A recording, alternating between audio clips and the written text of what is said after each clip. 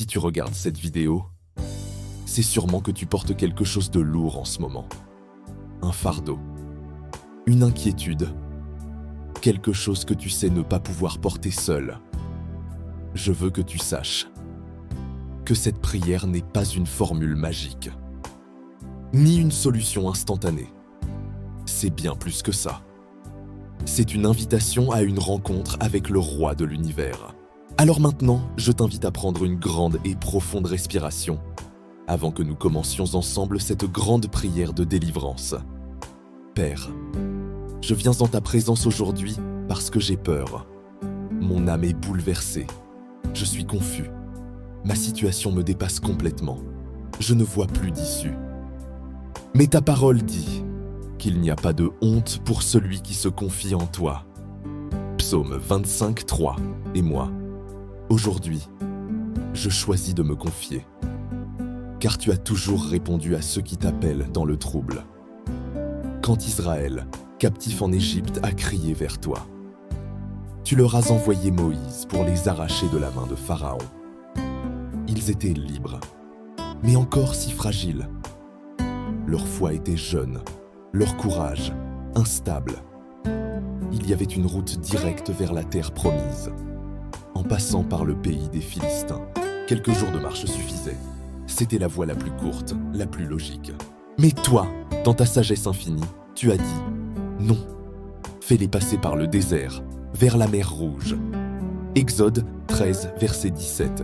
Tu savais que s'ils voyaient la guerre trop tôt, ils voudraient retourner en Égypte. Alors, tu les as protégés. Tu as agi comme un père aimant. Tu les as conduits par le désert, jusqu'à la mer Rouge. Et là, tu leur as dit « Campez ici, juste devant l'eau, afin de tendre un piège à Pharaon, et ainsi manifester ta gloire. » Exode 14, 1, 4. Mais Pharaon, dans son orgueil, a décidé de les poursuivre. Il a lancé 600 chars d'élite, les meilleurs soldats d'Égypte. Le peuple a paniqué. Devant eux, la mer. Derrière eux, Pharaon et son armée. Mais tu as dit à Moïse, « Étends ton bâton sur la mer. » Exode 14, 16. Et les eaux se sont séparées. Israël a traversé à pied sec. Pharaon, aveuglé par son orgueil, a oublié qui tu étais.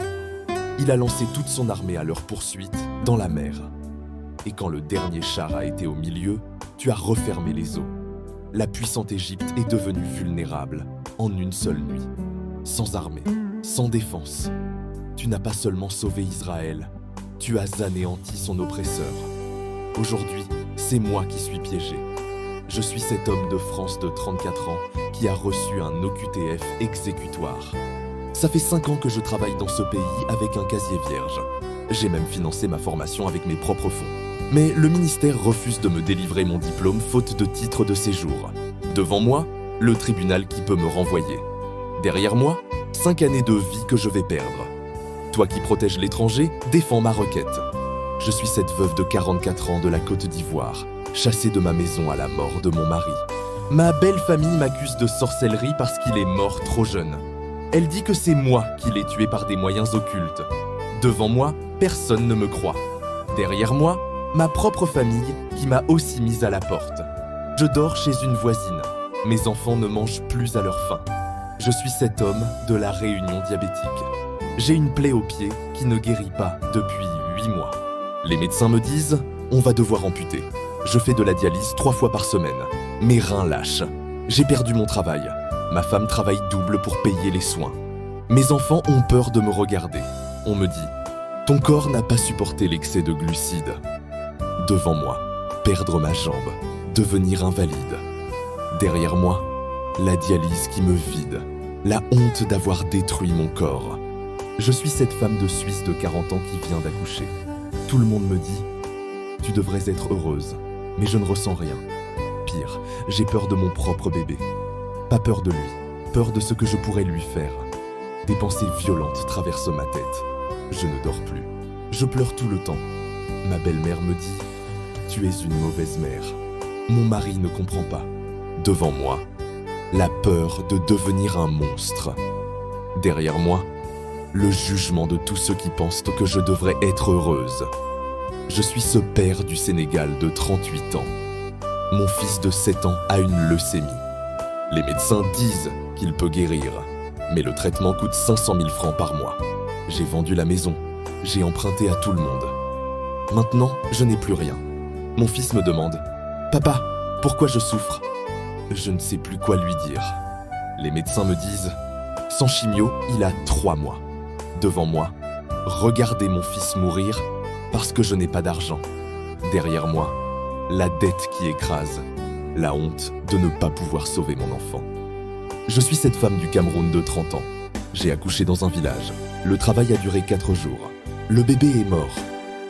Et moi, j'ai une déchirure qui fait que je perds mes urines sans arrêt. Je ne peux plus me contrôler. L'odeur est insupportable. Mon mari m'a quitté. Je dors chez une amie qui a pitié. Mais même elle, parfois, ouvre les fenêtres quand je suis là, devant moi. Vivre avec cette odeur, cette fuite, cette honte. Derrière moi, mon mari qui m'a abandonné, ma famille qui ne veut plus de moi.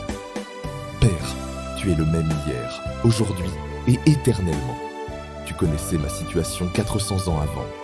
Et comme Israël, je suis piégé devant la mer Rouge. Je vis une cassure intérieure, une odeur, une honte, pas d'argent, pas de soins, pas de soutien.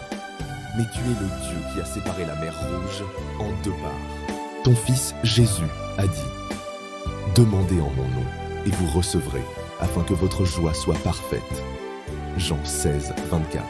Alors je demande, au nom de Jésus-Christ, ouvre la mer de cette maladie qui me poursuit sans relâche, afin que je trouve de quoi faire réparer mon corps.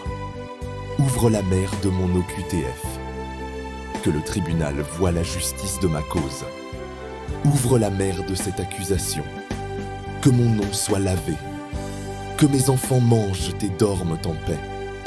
Ouvre la mer de mon diabète, que ma plaie se ferme, que mes reins tiennent, que ma jambe soit sauvée. Ouvre la mer de ma dépression post-partum, que mon âme soit guérie, que l'amour maternel revienne sans peur. Ouvre la mer de cette leucémie, que mon fils soit guéri, que l'argent pour le traitement arrive. Ouvre la mer, maintenant, au nom de Jésus-Christ, qui a vaincu la mort, qui règne sur les eaux et qui commande au vent. Amen. Tape Amen, car Dieu est en train d'ouvrir la mer Rouge pour toi. Et si tu crois que l'Éternel a déjà accompli un miracle dans ta vie, écris-le en commentaire. Ton témoignage est une clé pour quelqu'un. Partage cette vidéo à 3 personnes qui se sentent, elles aussi, au bord de la mer. Et abonne-toi à cette chaîne. Ensemble, nous construisons une maison de prière. Je te laisse également en description le lien vers la méditation biblique de cette prière. Que le Seigneur achève en toi ce qu'il a déjà commencé.